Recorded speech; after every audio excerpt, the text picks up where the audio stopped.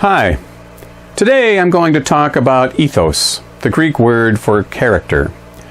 According to Aristotle, it's an essential prerequisite if you're going to be persuasive. There is persuasion through character whenever the speech is spoken in such a way as to make the speaker worthy of credence.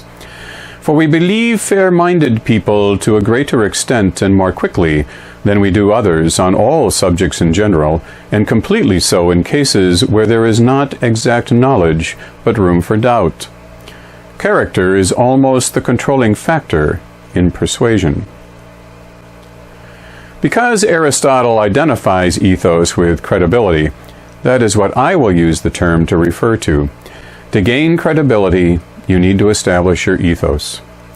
This seems logical on its face. After all, who would you want as a witness for you in court? This guy or this guy? Considering you are a freshman in college, your ethos account is barely in the black.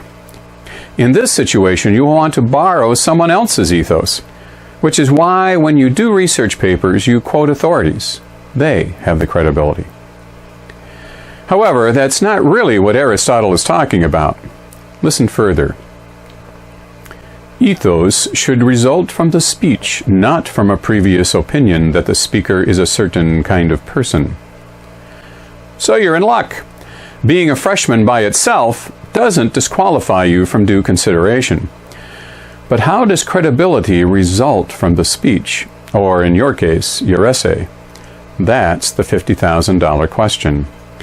The short answer is by using rhetoric, finding the appropriate arguments and the best way to present them to your given audience. First, you need to understand your audience. Who is it? What does it believe? What does it expect from you? Then again, you can't be credible if you don't know what you're talking about.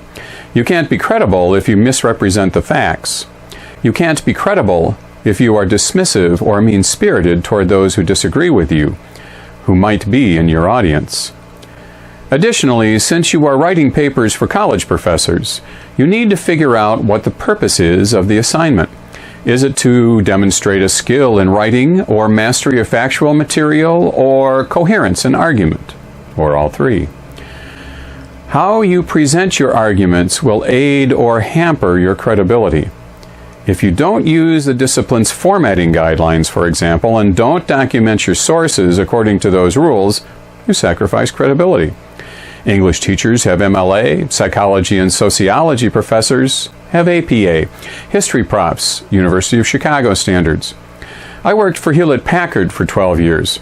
HP had its formatting standards for any document intended for external communications, whether in engineering, finance, or marketing. Other large companies do the same.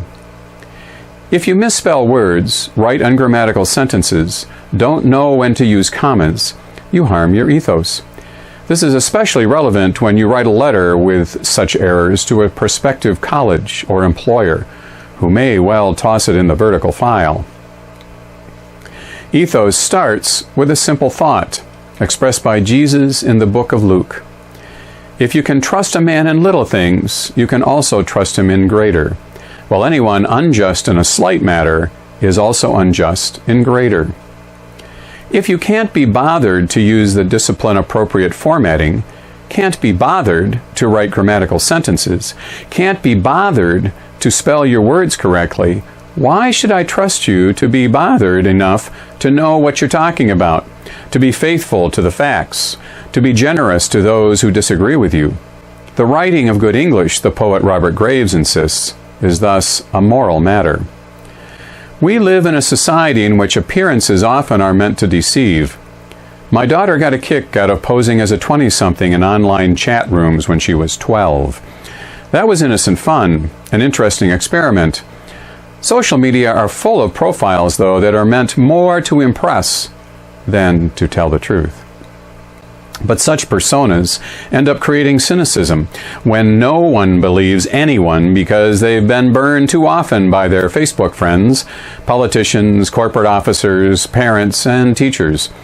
The pervasiveness of fake news is a sign of social sickness, not perception. The more you reject this cynicism, the greater your role in making our country well again.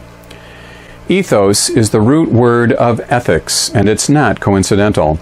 You have an ethical responsibility in your papers, not only to tell the truth and not plagiarize, but to generously engage in conversation with the world at large about matters great and small. Part of your credibility is acknowledging other points of view fully and faithfully, what I discuss more specifically in the video on naysayers. Check it out. That's it for this edition. If you found this video informative, please like and subscribe to my YouTube channel below. You can find workbooks to practice your writing skills at Amazon and my blog through the links that follow. Thanks for listening.